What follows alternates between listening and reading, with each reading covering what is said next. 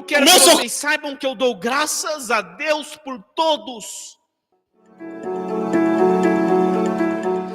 Amém, irmãos. Quem trouxe sua Bíblia, por favor, abra em primeira carta aos Tessalonicenses, né? Primeira carta aos Tessalonicenses, capítulo 1. Vamos ler a partir do versículo 1.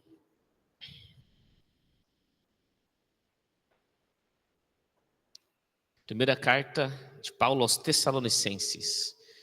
Esses nomes são estranhos para nós, né? Mas imagina assim, ó, cidade Tessalônica. Então, Tessalonicenses é uma carta. Se ele estivesse escrevendo para nós, para Oriente, para a igreja que está em Oriente, aos orientenses, é isso? Seria a primeira carta aos orientenses. Se ele mandasse duas cartas, seria segunda carta aos... Por isso que nós falamos primeira e não primeiro, né? Porque é carta, é epístola, né? Então é a primeira carta que Paulo, fora dessa cidade, mandou para os irmãos que estavam lá em Tessalônica. Primeira Tessalonicenses, amém? Aproveitando para dar um pouquinho de ensino, mas ensino mais profundo você pode ter no domingo de manhã aqui, né? O que é a igreja, a sala está lotada, graças a Deus, né? Com o pastor Heron, está lotada mesmo. Você está perdendo se você não está vindo às 8h30. Eles tomam um café, preparam um bolo e tem um momento muito gostoso de aula, de aprendizado lá na salinha em cima, tá? Então venha e participe, que você vai crescer muito no conhecimento da palavra. Amém? Pai Santo, nós te damos graças por este momento, te damos graças pela tua presença aqui entre nós, ó Pai, nesse momento de louvor tão especial, em que percebemos que o Senhor veio até nós, que o Senhor falou conosco, tocou, ó Pai, em nossos corações. Ó Deus, e pedimos a tua graça para que o Senhor continue falando conosco, ó Pai, no decorrer desse culto. E oramos assim, para que essa palavra possa entrar em nossos corações e nos ajudar também, ó Pai. Em nome de Jesus. Amém? Bom, eu já tinha combinado com o pastor Heron, dele pregar agora cedo, né, no meu lugar, né, era o meu lugar. E aí aqui no louvor mesmo, eu não estou muito bem, vocês podem perceber aqui meu olhar, eu acho que o meu corpo, né, eu estou em tratamento ainda, então estou sobre ainda efeito de remédios muito pesados, né. Então, se você me segura e ver, vou ver que eu estou meio tremendo, né. E o pastor Heron vai conduzir esse momento depois, mas durante o louvor aqui, Deus falou comigo que era para eu trazer essa reflexão agora, né? Não era para eu não pregar já hoje, né? Aí eu conversei com o Heron, vocês viram encontrando ele ali, da metade para frente ele assume. 1 Tessalonicenses, capítulo 1, a partir do versículo 1. Paulo, Silvano e Timóteo, a igreja dos Tessalonicenses, em Deus Pai e no Senhor Jesus Cristo, graça e paz vos sejam dadas. Sempre damos graças a Deus por todos vós, fazendo menção de vós em nossas orações. Lembramo-nos sem cessar da obra da vossa fé, do vosso trabalho de amor e da vossa firmeza de esperança em nosso Senhor Jesus Cristo, diante de nosso Deus e Pai. Eu estou lendo na Almeida, tá? Você pode acompanhar ali, ali está na NVT. Podem colocar na NVI aí, que a NVT ela é bem assim, ela dá outras palavras bem diferentes, né? Ou pode pôr na Almeida também, mas NVI pode ser, tá? Por gentileza. A NVT é mais para pesquisar palavras diferentes, então ela fica bem, né, fora dos comuns. Versículo 3. Lembrando-nos sem cessar da obra da vossa fé, do vosso trabalho de amor e da vossa firmeza de esperança em nosso Senhor Jesus Cristo, diante de nosso Deus e Pai.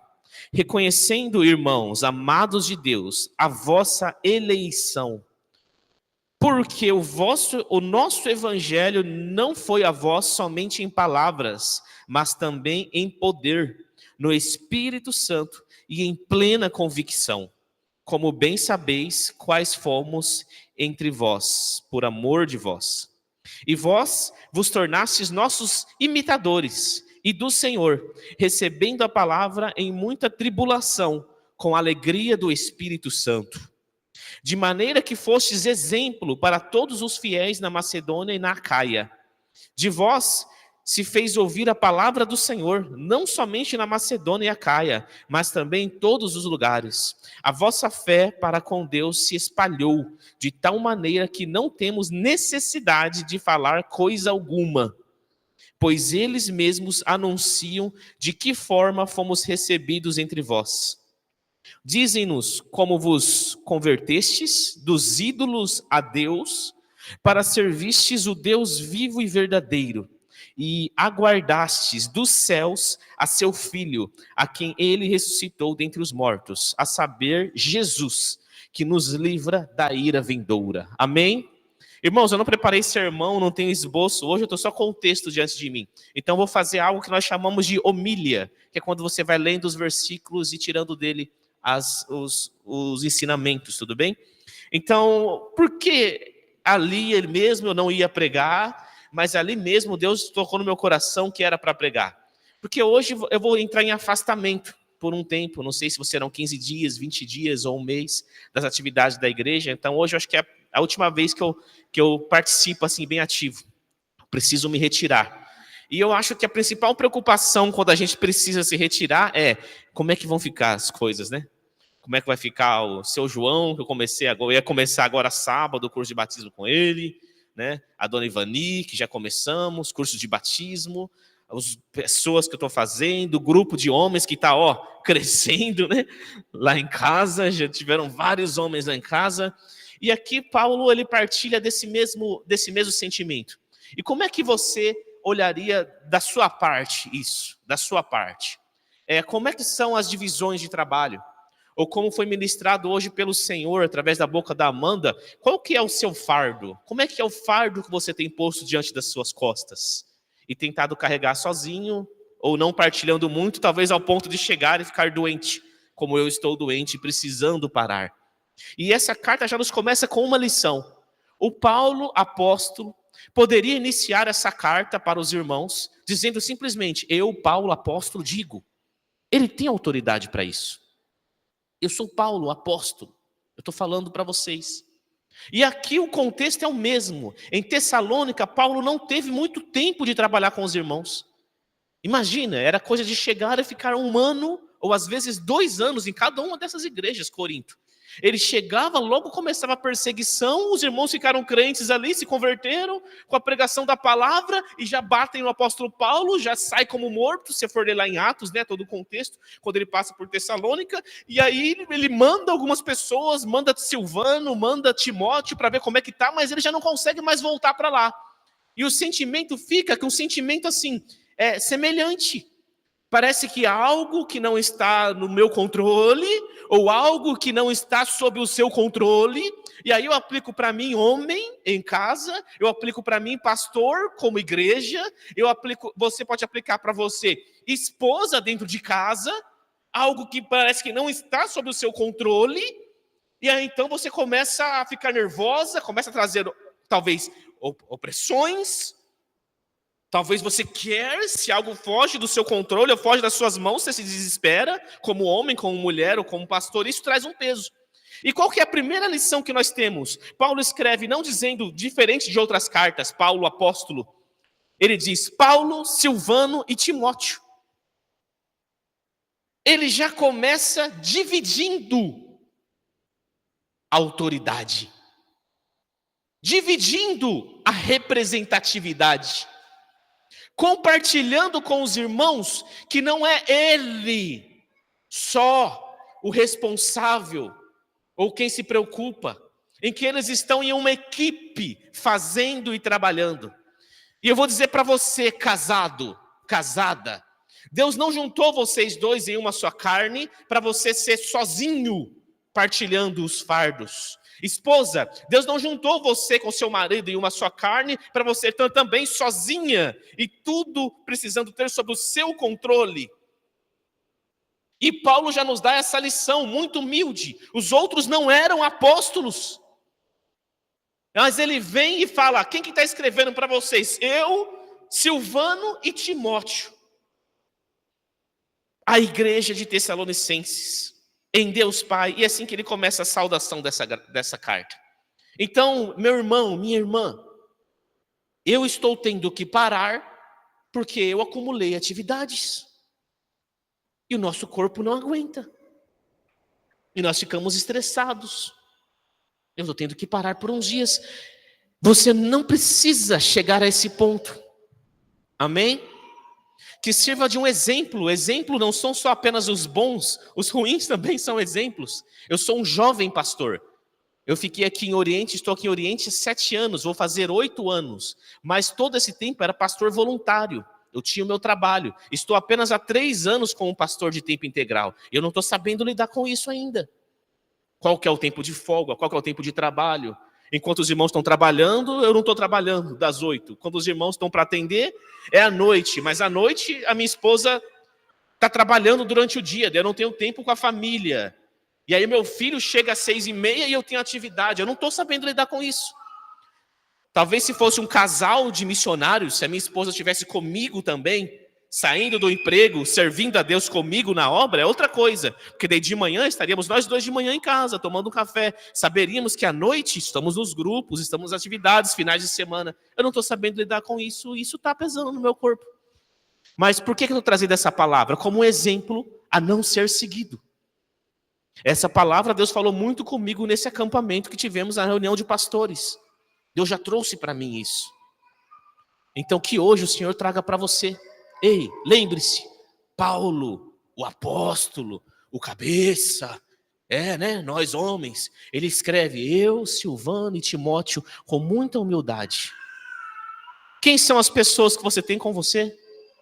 Quem são aqueles a quem você pode deliberar? Eu tenho tranquilidade de sair daqui, pastor Heron assumir, André, Catai, que está em formação, tenho tranquilidade, mas ainda fica aquele sentimento. Amém?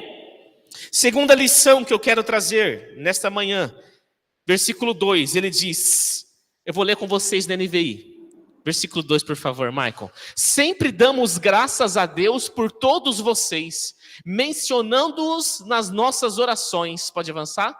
Lembramos constantemente diante do nosso Deus e Pai do trabalho de vocês que resulta da fé, do esforço motivado pelo amor e da perseverança proveniente da esperança do nosso Senhor Jesus Cristo. Eu quero que, volta o versículo 2, por favor, Michael. Eu quero que no versículo 2 vocês destaquem, sempre damos graças, vamos repetir? Sempre damos graças.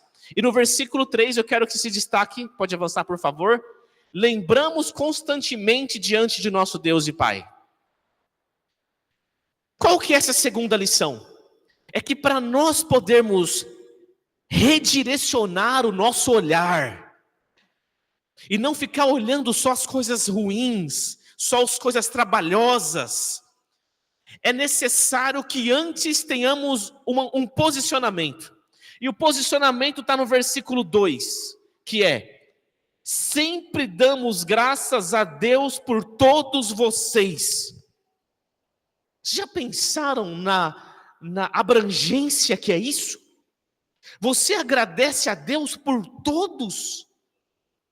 Ei, em uma igreja tem pessoas que dão muito trabalho. Tem pessoas que você vai querer ajudar, e elas se revoltam contra você como se você fosse um espinho, algo ruim na vida delas. Tem pessoas que você vai falar e elas vão se submeter àquilo. Não, pastor, tudo bem. Entender que você não está buscando fama, não está buscando dinheiro, nós não somos uma mega igreja, não quero te oprimir, eu quero o seu bem, eu quero que você participe. Tem pessoas que você vai falar, vai dar um auxílio e elas vão sair falando mal de você para os outros. Tem, ué. Eu já fui também adolescente, também já fui jovem, também já fui revoltado. Tem pessoas que você vai falar aqui, vai querer ajudar, não estou citando ninguém, e aí a gente saía, pastor, não sei o quê, fulano de tal, a gente sai, tem pessoas que são assim. São pessoas, não, são fases. A gente como pastor, como é que a gente olha? A gente olha assim, pessoa ruim? Não, a gente olha assim, fase. Quem faz isso em casa é o Efraim. Eu falo com ele e fala, não, faz tal coisa. Não vou fazer, não, vou fazer. É assim. Agora, precisa ser corrigido? Precisa. É uma coisa da natureza da criança? É. E tem cristãos que da natureza deles ainda são crianças. E o pastor e essa equipe não olha com maldade. Olha assim, preciso trabalhar um pouquinho mais. Mas é aquela coisa, igual criança. Aí você chega e fala assim, então faz assim, filho, agora é hora de comer, não é hora de assistir TV. Não, eu não quero. vai querer dar tapa em você, se segura e fala, tá de castigo porque me deu um tapa. Não é assim com criança em casa? Com as pessoas adultas é da mesma forma. Vocês sabem disso, entre vocês, entre nós. Agora, olha o que Paulo fala. Eu sempre dou graças a Deus por todos vocês. Como é que você acha que eu me sinto quando eu vejo o culto vindo começando? E aí as cadeiras estão vazias, aí vão enchendo, e eu vou dando graças a Deus, não importa quem é. Um irmão esses dias me falou que a esposa do pai de santo da cidade veio no culto. Ela veio no culto, ela sentou-se e ela acompanhou o culto, a esposa do pai de santo da cidade. Eu não sabia, eu não conhecia ela, mas com certeza se eu tivesse presente, ou os irmãos presentes, recebemos ela muito bem. Paz do Senhor, seja bem-vinda, sinta-se em casa. E quando a pessoa me falou isso, talvez para outras pessoas geraria, oh, ela veio, será que vai trazer maldição? Talvez para outras pessoas, para mim falei assim, poxa, muito obrigado, porque eu estou muito feliz. Que para ela sair de lá, andar a rua, entrar dentro de uma igreja evangélica, sentar-se, ouvir a palavra, ouvir o louvor, é um esforço muito grande. Muito obrigado, Deus, por ter trazido ela. Traga o esposo também, converte ele também. Mas esse movimento é muito importante, porque o versículo 3 só vai fazer sentido para mim e para você se o versículo 2 for iniciado, dar graças a Deus por tudo. Aqui no caso é por todos. Eu quero que vocês saibam que eu dou graças a Deus por todos. E não sei se felizmente ou infelizmente a minha maior dor agora é ter que sair. A Paula se converteu, eu tive não sei o que, aí tive não sei o que, aí tive dengue. E eu ficava, meu Deus, como é que ela está? Meu Deus, como é que ela está? Paula, ó, desculpa, não estou conseguindo reunir com você para fazer o discipulado pós. Como é que está? E tal. E Deus mandou os jovens, e se reuniram. E o Guilherme começou a reunir elas. E foram e tal, conversando, e foram. Depois de 3 semanas eu falei com ela, vamos marcar a primeira conversa por celular? Vamos, né? Para ver como é que tá, como é que passou as coisas. Ela veio, eu estou muito bem. Estou muito bem, graças a Deus. Tem as lutas, mas estou muito bem, estou muito feliz. Até algumas coisas acontecem, eu falo assim, não acontece mais aquelas coisas. Essa frase eu gravei, vai levar toda a minha vida. Não acontece mais aquelas coisas, porque eu não pertenço mais a eles, eu pertenço ao Senhor agora. Por isso que o mal não me toca mais. Glória a Deus. É o Senhor quem conduz o seu rebanho. É Ele quem é o Deus de vocês. É Ele quem é o pastor de vocês e meu. É Ele que me vê nesse momento e também precisa de me cuidar. É Deus quem faz isso. Amém? Mas quando a Bíblia vai dizer para você, dando graças a todo momento, deem graças em tudo, olha o movimento que acontece, versículo 3. Isso aqui até para os psicólogos é bom, né? Na hora de aconselhamento. Olha, porque são verdades divinas, então ela serve para tudo. Lembramos constantemente diante do nosso Deus e Pai do trabalho de vocês, que resulta da fé, do esforço motivado pelo amor e da perseverança proveniente da esperança do nosso Senhor Jesus Cristo. Quando ele chega diante de Deus pensando assim, Senhor Deus, como é que será que eles estão? Será que entrou uma heresia? Que várias vezes entrava. Será que se desviaram? Como eu não posso estar lá? Como eu queria poder ensiná-los? Como eu queria poder estar perto? Mas ele entra e fala, graças te dou, Senhor. Porque quando eu preguei aquela palavra do Evangelho, eles acreditaram. Graças eu te dou por todos que acreditaram. Apesar de ter pessoas difíceis, apesar de ter pessoas mais próximas, apesar de ter pessoas começando na fé, que são assim como Efraim, rebeldes, se levantam e rebelam, graças eu te dou por todos. E o que acontece? Diante de Deus, Deus o faz lembrar de todas as coisas boas. Primeiro você tem um comportamento de graça. Quando você tem um posicionamento de agradecido, de dar graças, Deus vem e traz para sua mente, para sua cabeça, todas as coisas que você não conseguia ver. E é isso que acontece. Lembramos constantemente diante de nosso Deus e Pai do trabalho de vocês. É um esforço, ele vai percebendo as marcas cristãs. É um esforço que não é motivado para aparecer. Por isso que ele usa a palavra amor, porque amor é doar-se ao próximo. É um esforço em que você ama o outro, cuida do outro. Eu estou vendo, Deus me fez lembrar disso. O que mais acontece? A perseverança. A perseverança. Eu acho fantástico, uma vez o Guilherme pregou aqui sobre Romanos 5. Romanos 5 fala assim, também nos gloriamos na tribulação. Por quê? Porque a tribulação produz algo, que produz isso, que produz perseverança e tal, e isso traz esperança. E por que Paulo vai dizer tudo aquilo em Romanos 5? Que a tribulação produz esperança lá no final, antes perseverança. É porque é o seguinte, se a palavra que você recebeu, quando o evangelho foi pregado para você, for verdadeira, ela vai resistir a tudo.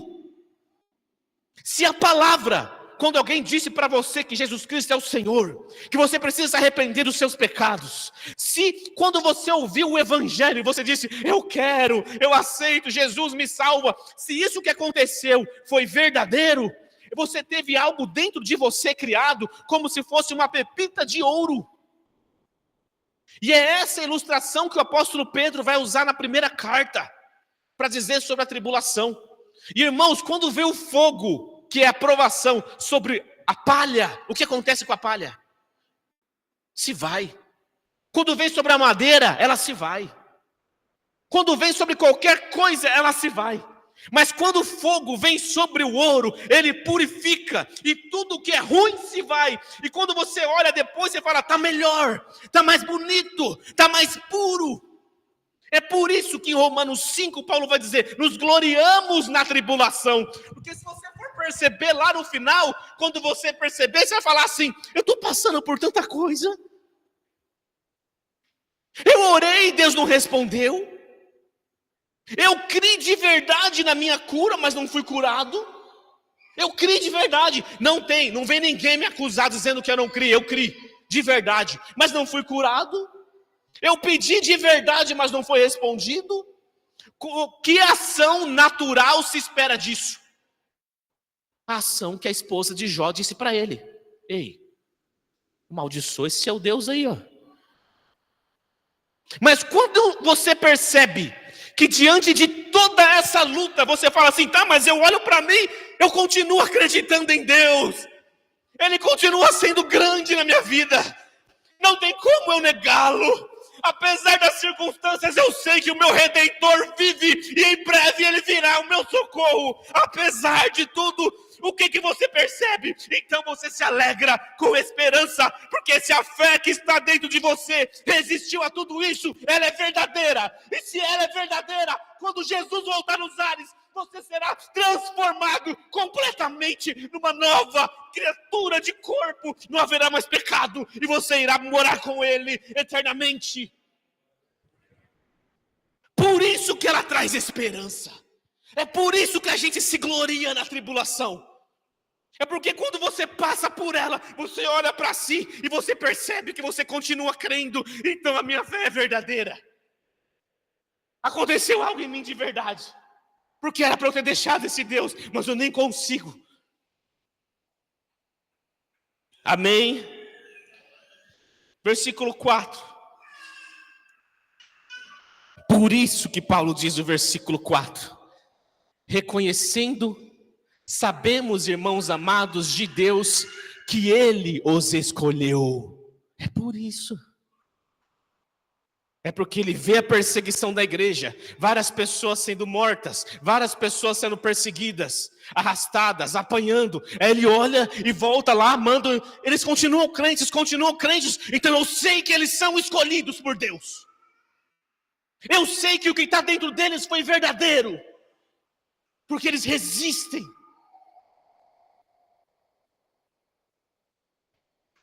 diante de tudo que o Senhor já conduziu hoje durante o louvor, se você está com todo esse fardo em cima de você, pensando em deixar, pensando em desistir, mas você olha para dentro do seu coração e fala assim: eu não consigo deixar de crer nesse Deus. Eu vou te dizer uma coisa. Eu sei, irmãos, e sabemos que de fato você foi eleito, você foi escolhido, porque está produzindo um fruto de quem tem a fé verdadeira no coração. Amém? Versículo 5. Porque o nosso evangelho não foi a vós, somente em palavras, mas também em poder no Espírito Santo e em plena convicção. Deixa eu ler com vocês aqui, desculpa, com a NVI. Porque o nosso evangelho não chegou a vocês somente em palavra, mas também em poder, no Espírito Santo e em plena convicção. Vocês sabem como procedemos entre vocês em seu favor. Essa é mais uma verificação do apóstolo, de que quando o evangelho foi pregado, quando disseram para ele essas palavras que salvam, o que aconteceu?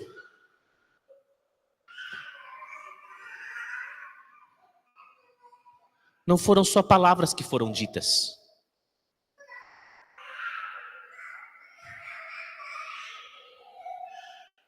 Essas palavras que foram ditas transformaram a vida dessas pessoas. Nós que somos de origem pentecostal, eu pelo menos, sempre olhava para esse texto assim: eu não preguei apenas o evangelho, mas eu também fiz sinais e maravilhas. Não é isso que esse texto diz.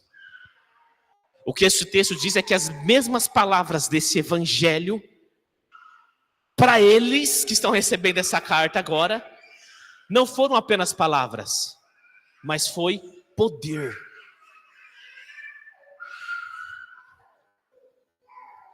Como é que nós percebemos isso nas Escrituras? O apóstolo Paulo fala: ei, a pregação do evangelho para os gregos é loucura, para os judeus é escândalo. Preste atenção, para os judeus é escândalo, mas para nós, os que cremos, é poder de Deus, para a salvação de todo aquele que crê. Ele não está colocando a pregação do evangelho mais sinais e maravilhas que sim acompanharão, sim Deus pode fazer. Ele está dizendo que quando essas palavras entram realmente no coração da pessoa e a converte, para nós não é loucura, para nós não é escândalo, para nós essas palavras de que Jesus salva, de que Jesus transforma a sua vida, de que Ele é o único caminho, a verdade e a vida, de que você tem que deixar os ídolos. Ídolos é tudo aquilo que é colocado no lugar de Deus. Se eu usar esse anel para me proteger na rua, porque alguém disse que esse anel vai me proteger na rua, é um ídolo, porque é Deus que me protege. Se eu colocar uma estátua na minha casa, ainda que seja uma estátua que eu diga assim, ó, é do apóstolo Paulo, mas a intenção no meu coração é que aquela estátua me proteja, é um ídolo. É um ídolo. Nós lemos juntos o livro de Jó. Sabe o que Jó fala? Jó fala assim, ó: Senhor, eu seria um culpado de idolatria. Se por um acaso passasse pelo meu coração, quando ouvisse o sol em seu esplendor, ou a lua na sua beleza, se desejasse no meu coração mandar um beijo para o sol ou para a lua e dizer, ó sol, ó lua, quão grande, já seria um ídolo. Então esse argumento católico romano, e eu vou ser bem claro, porque eu prego o evangelho, eu não tenho medo. Esse argumento católico romano de que essas imagens que eles fazem não são Deus, então nós não somos idólatras, é mentira. Porque o sol não é um Deus, a lua também não é. E Jó diz, só de eu desejá-lo, mandar um beijo para ele já seria idolatria. Quanto mais a homens e mulheres do passado. Se você, ao receber esse evangelho, resolveu deixar os ídolos, tudo aquilo que você coloca. É interessante que eu ando aqui pela cidade, e alguns irmãos aqui de comércio me chamaram para pregar no comércio deles. E tinha lá Buda, aí tem lá elefante, aí tem lá uma imagem da Nossa Senhora, e eu respeito a Virgem Maria, mãe do nosso Senhor Jesus Cristo, que está no céu com o Senhor, aguardando, né? A Bíblia não nos diz que ela foi ressuscitada, a Bíblia não diz nada. Nenhum apóstolo orou para Maria. Nenhuma dessas cartas que nós vemos 50, 60 anos depois, não tem nenhuma citação deles falando: ó Maria, agraciada, interceda por nós. Não tem nada disso. Foi em 1950, agora, que o Papa veio e disse assim: ela ressuscitou. E todo mundo: ressuscitou. Então quer dizer que ela não, que podemos falar com ela porque ela está viva. Foi só agora. Como é que alguém vai falar para nós? Como é que um olhar para as escrituras, um olhar para as cartas sincero, é ídolo? E quando eu entrava, não é meu Deus, não. Meu Deus está no céu. Aquela imagem é só para lembrar de uma mãe querida. Não é minha mãe. Essa imagem não é minha mãe.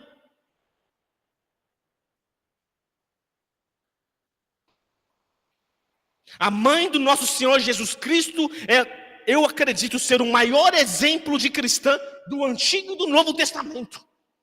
Quem está com a gente mais tempo aqui sabe que nós já fizemos mensagens sequenciais inteiras sobre Maria e quem ela é, e o exemplo de fé, o exemplo de vida. Mas eu entrava nesses estabelecimentos, é só perguntar assim: mas por que está lá em cima, pendurado no canto? Por quê?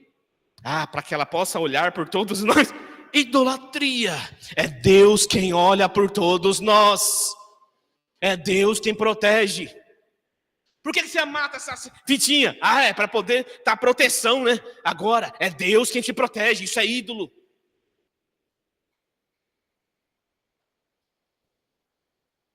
Paulo olha para eles e percebe que aquelas palavras foram verdadeiras porque eles deixaram os ídolos. O ídolo pode ser seu pastor. O ídolo pode ser qualquer coisa que você coloca no lugar de Deus. Pode ser seu pai, pode ser sua mãe. Pode ser seu marido. Pode ser seu filho.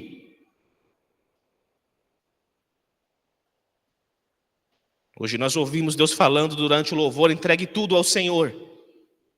Entregue o seu fardo a Ele, a Amanda disse, inspirada pelo Espírito Santo. Entregue o seu fardo a Ele, que Ele troca. Ele coloca o dele, que é mais leve.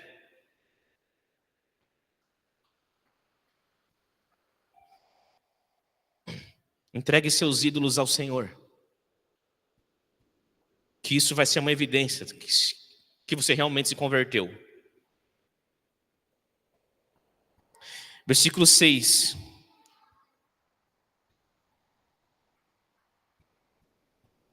Eu vou terminar já, vou resumir aqui.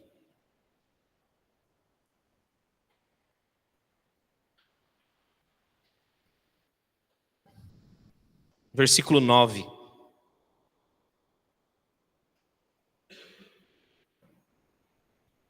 Pois eles mesmos relatam de que maneira vocês nos receberam e como se voltaram para Deus, deixando os ídolos a fim de servir ao Deus vivo e verdadeiro.